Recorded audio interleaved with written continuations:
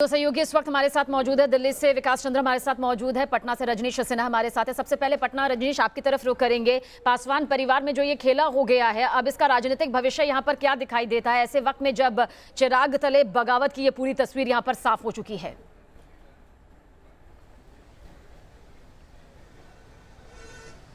देखिए सभी ने एक बात तो तय है कि अब पार्टी में वर्चस्व की लड़ाई है, परिवार के अंदर वर्चस्व की लड़ाई है।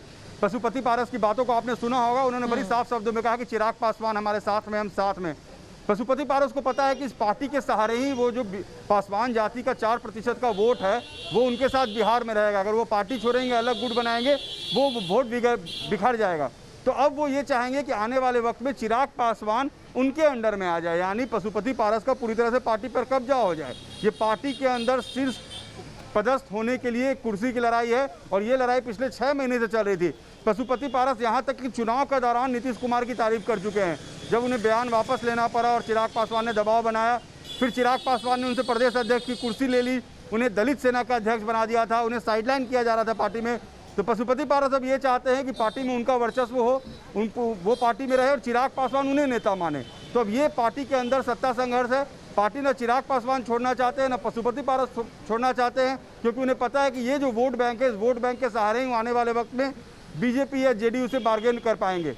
तो उन्हें वो पार्टी की शक्ति अपने साथ रखना चाहते हैं और पशुपति पारस अब ऐसा लगता है कि आने वाले वक्त में पार्टी में खुद को शीर्ष पर स्थापित करेंगे और चिराग पासवान को ये कहेंगे कि उन्हें नेता मानकर आगे चला जाए। जी विकास, यहाँ पर जिस तरह से पशुपति पारस ने ये कहा कि पार्टी तोड़ी नहीं है बल्कि पार्टी को बचाया गया है उनके जरिए, आपको वाकई ऐसा लगता है? क्योंकि जिस तरह से सियासी मायनों में इस बयान का मतलब ये निकाला जाए, क्योंकि पार्टी की जो टूट फूट है वो तो बहुत पहले से सामने आ रही थी, महीनों से सामने आ रही थी और संभावना भी, आशंका भी यही जताई जा रही थी कि यही तस्वीर जो आज आई है बहुत जल्द यहाँ पर सामने होगी, जो अब दिखाई भी यहाँ पर दे रही है। लेकिन अब क्या कुछ राजनीतिक भविष्य के तौर पर दिखाई देता है पासवान परिवार का ये पूरा राजनीतिक खेल?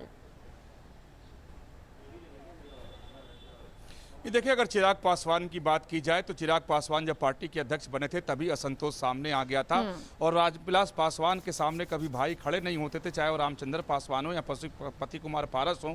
इन्हीं लोगों ने उस वक्त आरोप लगाए थे कि बड़े भैया पुत्र मोह में फंस गए हैं। तो ये असंतोष बहुत पहले का था और जब चिराग पासवान ने यह निर्णय ले लिया कि वो बिहार विधानसभा चुनाव अकेले लड़ेंगे, एनडीए में नहीं रहेंगे, एनडीए से अलग होकर लड़ेंगे, तो उस समय भी इनका विरोध हुआ था। आप देखें कि जब पशुपति पारस हम लोगों से बात कर रहे थे तो उन्होंने एक बड़ी गंभीर बात कही कि कुछ पार्टी में असामाजिक लोग आकर के अपने मुताबिक पार्टी चला रहे थे और वो लोग किससे नफरत करना है, किससे प्यार करना है, वो लोग तय कर रहे थे।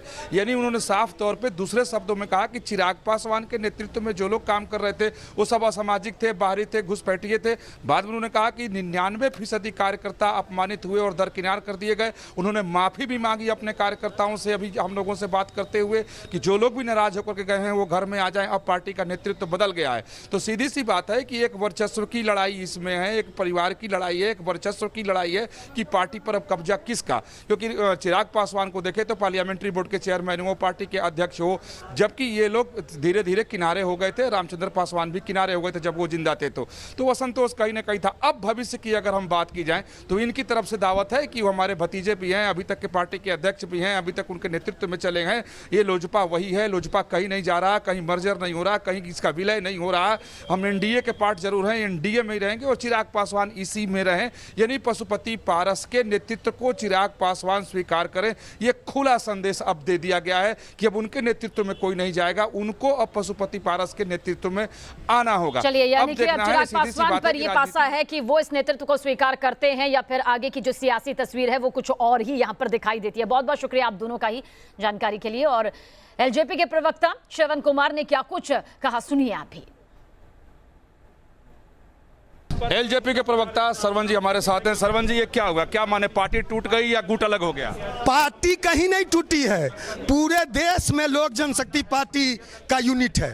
पूरे देश के लोजपा के सभी प्रदेश अध्यक्ष, सभी जिला अध्यक्ष, सभी कार्यकर्ता, सभी नेता, सभी पदाधिकारी पारस जी को अपना नेता माना है। सभी सांसदों ने भी कल स्पीकर को, ओम बिरला जी को लिख के दे दिया है कि सदन में हमारे नेता पारस जी होंगे। और निश्चित रूप से पूरी पार्टी लोक जनशक्ति पार्टी को जिस तरह रामविलास पासवान जी ने सजाया था, संवारा था, बनाया था, चलाया था, उसी तरह पारस जी चलाएंगे। एक तरफ पासवान जी के बारे में कह रहे हैं, दूसरी तरफ एक पूरा 5 सांसद अलग हो रहा है, चिराग पासवान अलग हो जा रहे हैं, तो इसको हम क्या माने? देखिए, चिराग पासवान जी की अपरिपक्वता और जो उसको कहिएगा मतलब कोई गंभीरता नहीं। अब विधानसभा चुनाव में सभी लोग चाहते थे कि लोजपा, जदयू, भाजपा एक साथ लड़े, लेकिन वो फैसला उनका अकेले का था कि नीतीश तेरी खैर नहीं, नरेंद्र मोदी से बैर नहीं। यह नारा केवल उनका था।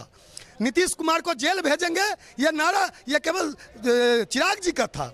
नीतीश जी ने विकास किया है और भाजपा, जदयू, लोजपा एकजुट है और एनडीए में हम लोग हैं, एनडीए में थे, एनडीए में रहेंगे।